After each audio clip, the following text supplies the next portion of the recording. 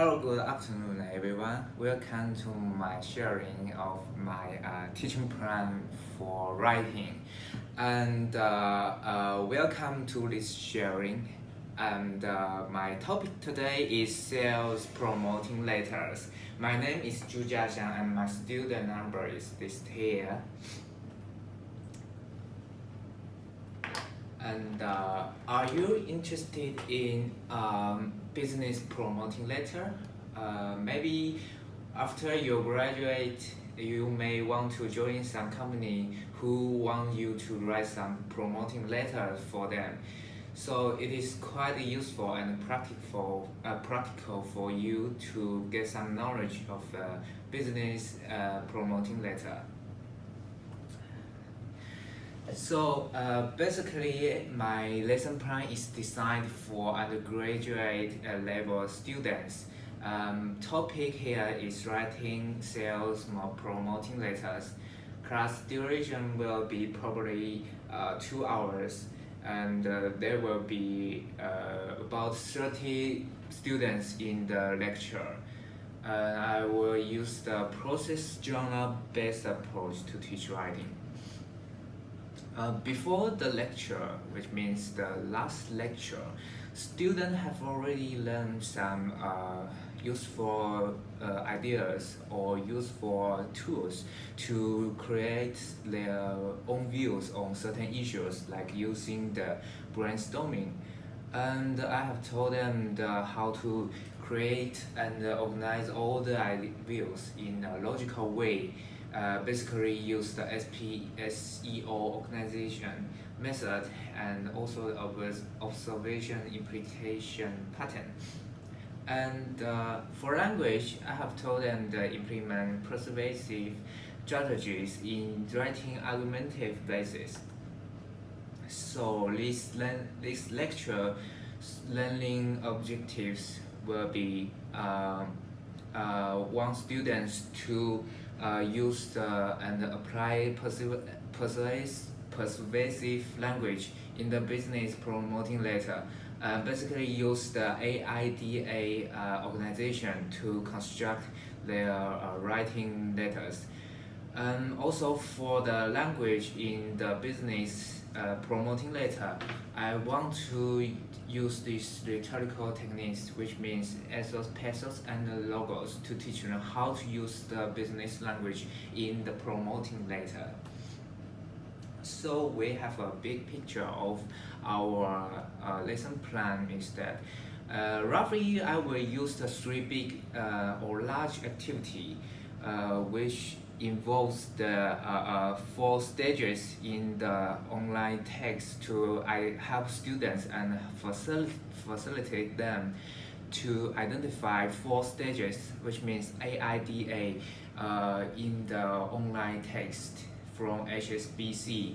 And also I will use the HSBC promotion letter to help them to identify language feature and structure of it as well.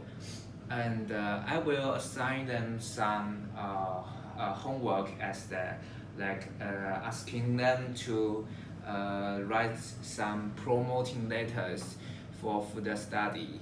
And for assessment, I mainly use the summative assessment and also the formative assessment. So let's look at into the details of my teaching plan. So first of all, I will do a warm-up activity, roughly about 10 minutes. Basically want them to review some knowledge of last lecture of generating ideas on the issue, which use the brainstorming. Also for organize the ideas, we have told them an SPSE organization method and also the observation implication pattern. So after reviewing and warm-up activity, I want to introduce them my students AIDA approach. Basically, I will ask them to complete the activity based on the video. That means after watching the video through the YouTube, students may have some definition or general ideas on what the AIDA approach is. For others, they may want to know more about the AIDA approach. And after that, I want them to identify 4 stages, which means AIDA stages, in the online text I selected for them. It is from the HSBC promotion letter. And what students have to do is identify 4 stages in the online text. And later we will have a break for 10 minutes, and after the break, students will be introduced by rhetorical techniques according to the video. And students also will have the definition of it after looking and watching the YouTube channel. And then I designed an activity for them to practice this and ask them to complete the activities to identify 3 rhetorical techniques based on each YouTube videos. And students, after the part 5, students will have 25 minutes to discuss and identify 3 rhetorical techniques in the text, also the HSBC test which I selected online from the online resource. Lastly, I designed 10 minutes for Q&A question session, and also I will conclude the lecture for them. For assessment, mainly I use the formative assessment and summative assessment. For formative one, students may receive a descriptive assessment, which in the right hand side in this picture, which if you are interested in, you can refer to the detail of it from the Appendix A.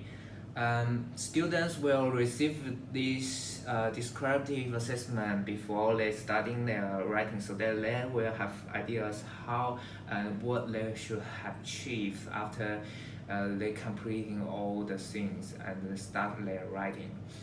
So this may function as a guideline for them.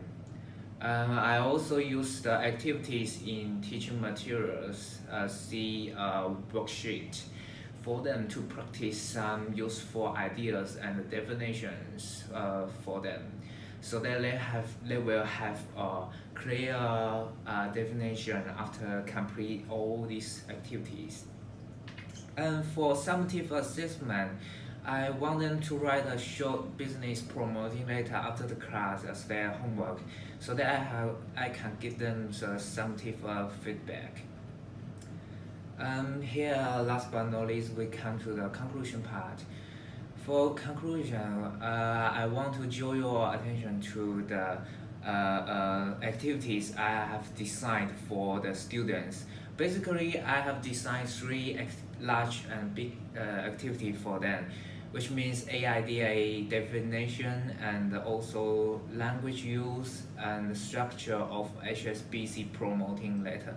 And all the activities are closely related to the HSBC promoting letter, which I selected it from the online resource.